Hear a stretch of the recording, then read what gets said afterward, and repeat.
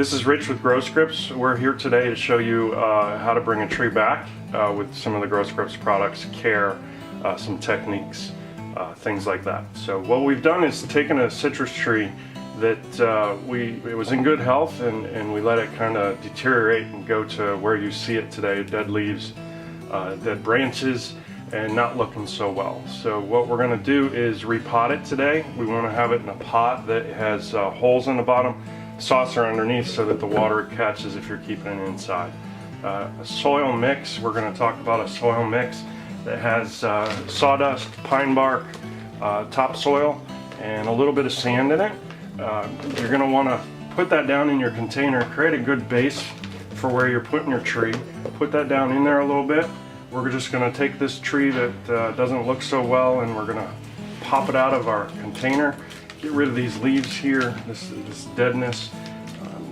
Kind of loosen up this root ball a little bit. You can see we still have good roots and everything, but we're going to loosen up this root ball, set it down in our container,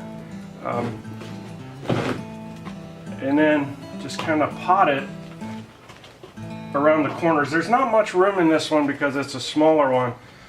We're just going to put it down in the container, make sure we get some soil down in the corners. When you're planting the tree, you don't want to get it above this root mass. The grower has really taken the time to get them to grow the way they need to grow. This tree, again, we've excuse me, let it go a little bit too far.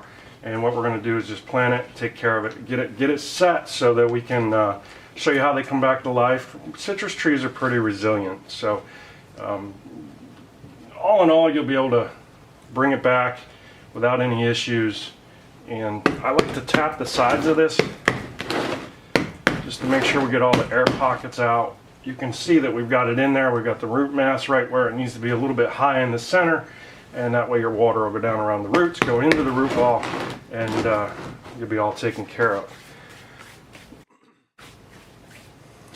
What we're going to do now that we've got it potted and everything, since we have it potted, what we're going to do is just snip off all this ugly stuff that we know is dead. A lot of times you can scratch. If you come in here, you can scratch here and you'll see some green underneath. You just do a light scratch. That green is going to tell you that this branch and this tree is still alive. If you came out here and scratched it, you can actually feel it too, but if you scratch it, it'd be a brown color. We can just snip that right off.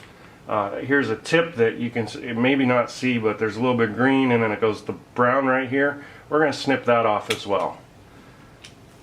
All we want to do is get rid of all this dead stuff.